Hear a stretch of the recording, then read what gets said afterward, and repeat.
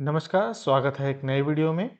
आज हम बात करेंगे 14 जुलाई 14 जुलाई को हुए लॉन्च के बारे में। हाँ, 14 जुलाई 2023 को लॉन्च हुआ चंद्रयान 3 मिशन LVM-3 पर, लेकिन साथ-साथ शायद निफ्टी आईटी को भी भनक लग गई और निफ्टी आईटी भी उसको रस्सी पकड़ के चल गया उसके साथ। भयानक मूव आया, 4.45% का इंडेक्स मूव आया, 1317 पॉइंट्स का मूव था सिंगल डे में। हालाँकि मैं बहुत ही अभी नया हूँ स्टॉक मार्केट में, मैंने इतना बड़ा मूव कभी नहीं देखा अभी तक। मेरे लिए ये बहुत ही नया और सरप्राइजिंग था। तो आज हम बात करेंगे निफ्टी आईटी और आईटी स्टॉक के बारे में। आईटी स्टॉक के बारे में आपको बहुत कहानियाँ बताई जा रही होंगी कि वो नीचे जा रहा है, डिफिकल्टी आ रही है, एआई आ रहा है, ओआई आ रहा है और पता नहीं क्या-क्या आ रहा है। आज हम देखेंगे कि हम इसे कैसे टैकल करना है। अगर हम निफ्टी आईटी को देखें, क्विकली अगर हम देखें तो वो 4.45% ऊपर गया था और निफ्टी आईटी की कॉन्स्टिट्यूएंट्स अगर आप देखोगे तो वो भी काफ़ी ऊपर गए थे। टीसीएस 5.21 ऊपर 21% ऊपर गया था, इन्फोसिस 4.46 ऊपर, एचसीएल 3.8% ऊपर, विप्रो 2.73% ऊपर, एलटीआई माइंट्री 4% ऊपर, टेक महिंद्रा 4.5% ऊपर, एम्फेसिस 7.6 7.67% काफी ऊपर गया। ओरेकल फाइनेंशियल साथ देखोगे तो 4.62, कोफोर्स देखोगे तो 3.58। काफी जंप था सभी आईटी कंपनीज में। पॉइंट ये है कि इस मूव को हम कैसे कैप्चर करें, क्या करें। बहुत सारे आईटी स्टॉक्स है, सबको हम कवर नहीं कर सकते और सबके एनालिसिस नहीं कर सकते। टेक महिंद्रा का मैंने थोड़े दिनों पहले एनालिसिस किया था, अच्छा मूव आया वहाँ से और जैसा हम एक्सपेक्टेशन थी हमारी, रीटेस्ट से फिर सपोर्ट और रीटेस्ट से सपोर्ट लेके उसने वापस ऊपर गया, बहुत अच्छा मूव आया। तो काफ़ी प्रॉफिट में हूँ मैं, इंजॉय कर रहा हूँ। लेकिन अब वो तो हो गई पास्ट की बात, अब हम कैसे टैकल करना है, कैसे टैकल करना है हम आगे, हम कैसे इस मूव को कैप्चर कर सकते हैं। तो आईटी में अभी हेडविंड है, वो कहानी बताई जा रही होगी एआई की, कि एआई जनरेटिव एआई के आने से आईटी इंडस्ट्री में भी इश्यूज आ रहे हैं, ग्रोथ कम है, स्कोप अच्छा नहीं है। तो मैं आपको एक थोड़ी सी पुरानी कहानी बताना चाहूँगा। ये बात है क्लाउड सर्विसेज की। ऐसे तो बहुत स्टोरीज हैं, लेकिन आप क्लाउड सर्विसेज को याद रखो। जब क्लाउड सर्विसेज आए थे, अमेजोन का AWS आया था, अमेजोन वेब सर्विसेज, तो बताया गया था कि क्लाउड सब कुछ क्लाउड पे होगा, उठना क्लाउड, बैठना क्लाउड, सोना क्लाउड, सब क्लाउड पे होगा। और इंडियन आईटी कंपनीज को बहुत ही तकलीफ होगी, उनके लिए हेडविंड्स हैं।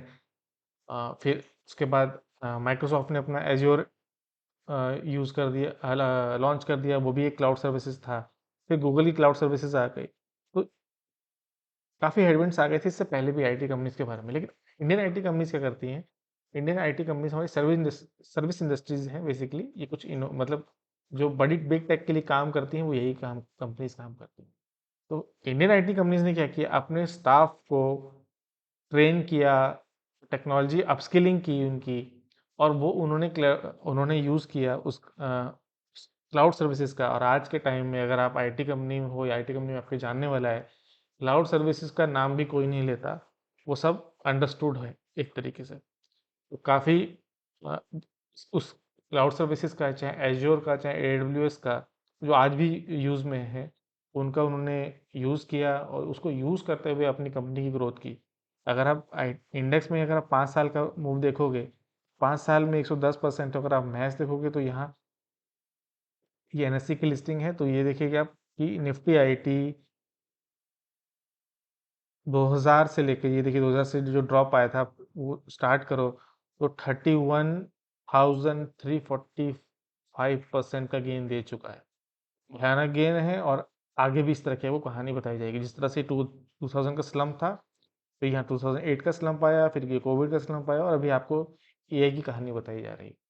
एआई की कहानी में अगर मैं आपके कुछ शेयर करूं, जैसे टीसीएस है, ये न्यूज़ आर्टिकल है बिजनेस टुडे का, आप देखोगे कि टीसीएस जो है एज्योर ओपन एआई पे बेट कर रहा है और 25,000 इंजीनियर्स को ट्रेन कर रहा है जनरेटिव एआई पर। तो क्या आईटी कंपनीज पीछे हैं? बिल्कुल नहीं। ये एक सिंगल इवेंट नहीं है। अगर हम दूसरा, अभी हमारे पास है इकोनॉमिक टाइम्स का आर्टिकल, यहाँ आप देखोगे HCL tech to offer generative AI solutions with Microsoft, train 10,000 employees. तो ये आप देख रहे हो कि one of the big companies TCS वो भी कर रही है, एचसीएल टेक ये भी कर रही है, और अभी अभी हमने विप्रो का अनाउंसमेंट सुना कि ये बिजनेस टुडे का आर्टिकल है आपके सामने, ये है लॉन्च कर रहे हैं AI360। ये $1 बिलियन इन्वेस्ट करेंगे 3 साल में, 50,000 एम्प्लॉयज़ को ये एआई पे ट्रेन करेंगे। अब बताइए, ये हो गया। अब टेक महिंद्रा पे आते हैं। टेक महिंद्रा भी अब जो है एआई वेब 3 स्किलिंग अपने टॉप एग्जीक्यूटिव्स को कह रही है और ट्रेन कर रही है। एल टी आई में हमने देखा, उन्होंने बोला कि हम 40 से 50 मिलियन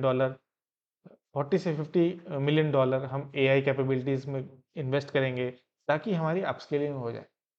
ठीक है, एक कंपनी रह गई इन्फोसिस। तो इन्फोसिस ने अपना सर्टिफिकेशन ट्रेनिंग प्रोग्राम खोल दिया है स्प्रिंग बोर्ड पे, और ये तो फ्री एआई सर्टिफिकेशन देख रहे हैं।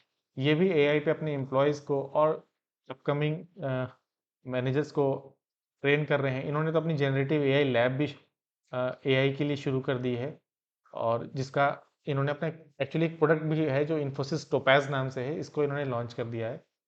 और पूरी तरीके से आईटी कंपनीज जो है हमारी, हम देख रहे हैं सारी की सारी एआई में ट्रेन कर रही हैं, सारे अपस्किलिंग कर रही हैं, और जो न्यू टेक्नोलॉजी है उसको बहुत क्विकली अडेप्ट कर रही हैं। तो कल को जो क्लाउड की कहानी थी वही आगे चल के एआई की हो जाएगी। सारी की सारी हमारी आईटी कंपनीज एआई को यूज़ करके अपनी पोजीशन बना के उसको अपनी स्किल्स को एनहेंस करके अपनी पोजीशन, अपना मार्केट एक्सपेंड करेंगी, अपने नए नए प्रोजेक्ट लेकर आएंगे, और इस कंपनी में फ्यूचर में ग्रोथ दिखाई देगी। अब पॉइंट ये है कि निफ्टी आईटी में है 10 कंपनियां, हम किस किस को लें। अगर हम, ये चार्ट है आपकी स्क्रीन पे, इसमें हम देख रहे हैं कि इन्फोसिस के पास है 26.1%, टीसीएस के पास है 25.63%, एचसीएल के पास और टेक महिंद्रा के पास है 9.52, विप्रो के पास 9.15, एलटीआई माइंट्री के पास 7.56, परसिस्टेंट के पास 4.1, कोफोर्ज 3.15, एम्फेसिस 2.49 और एलटीटीएस 1.71। तो हम सब कंपनी को ट्रैक नहीं कर सकते, हो सकता है कि कुछ मेरी पोर्टफोलियो में, कुछ आपके पोर्टफोलियो में हो, लेकिन आप इसको कलेक्टिवली कैसे कर पाओगे, उसके लिए हमारे पास है निफ्टी आईटी का इंडेक्स, जिसको हम निफ्टी आईटी इंडेक्स कहते हैं। उसके लिए हमारे पास है निपॉन का एक ईटीएफ, जिसको हम आईटी 20 के नाम से भी जानते हैं। वो एक वेटेड इंडेक्स है, इसी परसेंटेज को यूज़ करके करता है। आप अगर जीरोधा यूज़ कर रहे हो, जो भी आप ब्रोकर यूज़ कर रहे हो, उस पर आप जाओगे, लिखोगे आप आई टी 20 लिखोगे, आपको दिखने लगेगा। मैं आपको दिखाता हूँ, खैर मैंने ओपन कर रखा है, लेकिन फिर भी मैं जाता हूँ, मैं आपको डालता हूँ आई टी 20, तो आपको आई टी 20 नाम से दिख जाएगा। ये निपॉन का फंड, निपॉन का एक्सचेंज ईटीएफ है, बेसिकली एक्सचेंज ट्रेडेड फंड है। आप इसको यूज़ कर सकते हो। तो बहुत कॉमन है, ये एक कलेक्टिव वेटेड इंडेक्स है। तो अगर आप अनश्योर हो कि आपको किस आईटी स्टॉक में जाना है, आईटी स्टॉक में अगेन रिस्क ज़्यादा है, रिवॉर्ड भी बहुत अच्छा है, लेकिन आप चाहते हो सेफ्टी, तो आप यहाँ मिलेगा आपको निपॉन इंडिया ईटीएफ में। तो आई टी 20 में हम देखते हैं कि आई टी 20 भी शेयर मार्केट में, इस तरह से बाकी शेयर के प्राइस ऊपर नीचे होते हैं, वैसे इसमें भी ऊपर नीचे होते हैं। कोई ऐसा इशू नहीं है।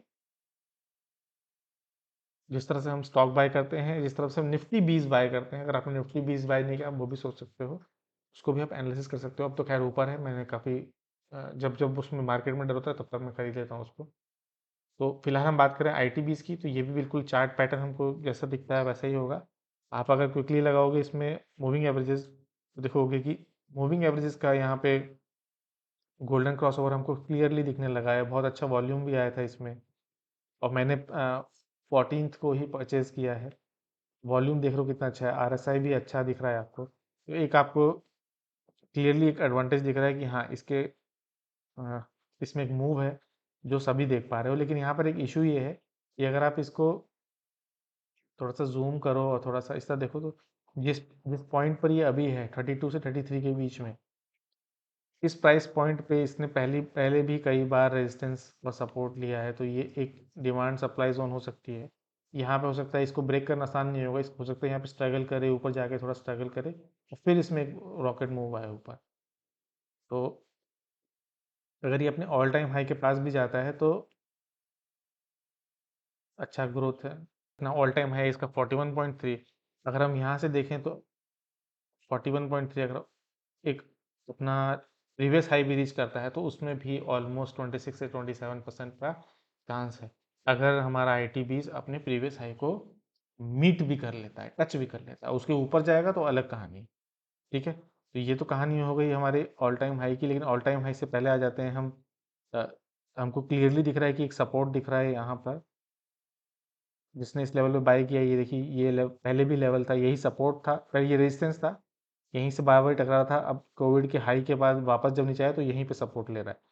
तो एक अच्छा जोन था जहाँ किसी ने इसको ऐड किया है, वो बेनिफिट्स रीप करेगा फ्यूचर में। क्लियर करते हैं ड्राइंग, और अगर आप डेली बेसिस पर भी आप अगर पिवट लगाते हो तो आपको दिखाई देगा कि जो करंट मूव था वो बहुत ही शार्प था, R1 R2 R3 सभी से ऊपर था। तो हो सकता है कि यहाँ पे थोड़ा सा कूल ऑफ करे 1-2 दिन के लिए। हो सकता है और भी ऊपर चला जाए, बट हो सकता है कूल ऑफ भी करे या गैप अप ओपन करके यहाँ पे एक रेड कैंडल बनाए। अब इससे बेटर है हम वीकली चार्ट में देख लेते हैं, क्योंकि हम इसको कंसीडर कर रहे हैं फर्दर पोजीशन में।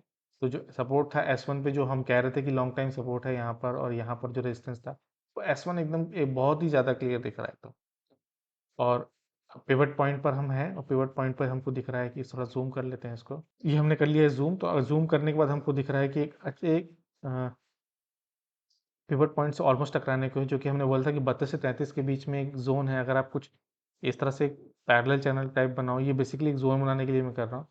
और अगर आप यहाँ से लेके यहाँ तक, और 32 से ये 33 रुपये यहाँ पे, ये वीकली बेसिस पर यहाँ पे स्ट्रगल कर सकता है। एक पॉइंट ऑफ यहाँ पे सप्लाई जोन है, हमें इस पहले भी आया है, पहले भी इसने इस हाई को बनाया है। तो अगर इसको ऊपर जाना है तो इसको यहाँ पे थोड़ा सा कंसोलिडेट करके वीकली बेसिस पर सब उसको ब्रेक करना है, रीटेस्ट करना है, रीटेस्ट के बाद फिर इसको अपना फर्दर मूव दिखाना है। तो अगेन अच्छा स्कोप है इसमें अभी भी। अगर हम क्विकली लगाते हैं यहाँ पर, 1 मिनट की ड्राइंग हटाते हैं और फिबोनाची रिट्रेसमेंट से देखते हैं हम क्या कहानी रीड कर पा रहे हैं। तो फीड फीड कर पा रहे हैं, तो अगर हम इसको लगाएं इसके लोअर पॉइंट पे यहाँ पे, तो देखते हैं अगेन जो 38.2 है वही इसका रेजिस्टेंस बना हुआ है, हमारे पिवट पॉइंट के बिल्कुल आसपास है। और यहाँ से ऊपर इसका स्कोप है अच्छा खासा। यहाँ से अगर इसको ब्रेक करता है तो 34, और 34 के ऊपर तो इसमें एक क्लियरली एक अच्छा मूव आ जाएगा। तब तक तो मूविंग एवरेजेस और भी दिखने लगेंगे, और ग्रोथ भी दिखने लगेगी। आईटी कंपनी के रिजल्ट्स आ ही रहे हैं। टीसीएस के ओके आए थे, एचसीएल के थोड़े खराब आए थे, विप्रो के तो कभी ठीक आए ही नहीं, लास्ट टाइम पता नहीं कब ठीक आए थे। बट बहुत खराब नहीं आए हैं, जो कि एक पॉजिटिव साइन है कि जो एक्सपेक्ट करते हैं कि Q1 जो था उसके रिजल्ट सबसे खराब आएंगे, वो भी अगर ठीक या मीडियोकर भी आ गए तो आने वाले चांसेस में और भी डील विन हो सकती हैं और भी ग्रोथ आ सकती है। तो ये रही छोटी सी आईटी इंडेक्स की बात, आईटी 20 की बात। अगर आप देख रहे हो कि ये R3 इसका जो आ रहा है यहाँ, अगर इसने इसको अपने ऑल टाइम हाई को ब्रेक कर दिया, जो कि इसका R2 भी है फिलहाल वीकली बेसिस पर, तो इसका R3 आ जा रहा है 46 पर, और तो ये 50 का भी पॉइंट रखने ऊपर जाने का स्कोप है। जब आईटी कंपनीज आईटी इंडेक्स ऊपर जाता है तो फिर वो एक ही लाइन से जाता है, रोकना मुश्किल हो जाता है। अगर आप देखोगे यहाँ जब इसने ब्रेक किया था, इसको ब्रेक करने के बाद इसने अपना जो ऑल टाइम हाई बनाया था वो 30 इन 30 वीक्स में बना दिया था, और ऑलमोस्ट 50% का स्कोप था। तो कब ब्रेकआउट आए, अब यहाँ भी बहुत टाइम से कंसोलिडेट किया है, अगर ये ब्रेक करेगा, रफली हम इमेजिन करते हैं कि 50% ऊपर जाएगा अगर यहाँ से इसको ब्रेक करता है। खैर यहाँ ब्रेक तो यहाँ करेगा, हम रफली मीडियम से दोनों के बीच मिड से ले लेते हैं। तो अगर यहाँ पे अगर हम 50% अपना ड्रॉ करें तो वो ऑलमोस्ट यहीं पर आएगा 49 के आसपास।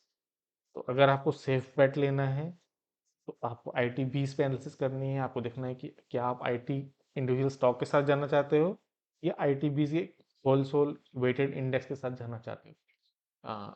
बहुत सारे ईटीएफ में लिक्विडिटी नहीं होती, लेकिन आईटी 20 और निफ्टी 20 में इजीली लिक्विडिटी मिलती है। तो इसमें बाइंग सेलिंग का कोई सजेशन नहीं कि आप फंस सकते हैं। तो ये करनी है आपको एनालिसिस। मैंने इसको परचेज कर लिया है और मेरा टारगेट रहेगा 50 पर जाएगा तो बेचूंगा मैं। और अगर डिप मिलता है मेरे को, और अगर मान लीजिए वो फिर से आता है, मेरे को कोई जल्दी नहीं है, अगर वो यहाँ से मान लीजिए फेल करके वापस भी इस लेवल पर आता है, तो मैं तो हर 5% या 10% के नीचे, और अगर सपोर्ट के पास मिलता है तो एक अच्छा अमाउंट इन्वेस्ट करूंगा एफडी की तरह, जो मैं अगले 2 साल 2.5 साल 4 साल या 5 साल में मैं उसका बेनिफिट लूंगा। तो ये आपको एनालिसिस करनी है, ये कोई बाय सेल रिकमेंडेशन नहीं है। अगर आपको वीडियो अच्छा लगा तो प्लीज़ लाइक करिए, चैनल को सब्सक्राइब करिए। मैं हम एक बहुत ही न्यू यूट्यूब चैनल है, अगर हमको थोड़ा सपोर्ट मिलेगा तो अच्छा रहेगा। लास्ट वीडियो हमने बनाया था एप्टस वैल्यू का, और वो चाहे तो आप वो भी देख सकते हो। टेक महिंद्रा का मैंने सेपरेट बना रखा है, वो भी मैं लिंक कर दूंगा, अगर आपको अच्छा लगता है तो आप वो भी देख सकते हो। वीडियो को देखने के लिए बहुत बहुत धन्यवाद।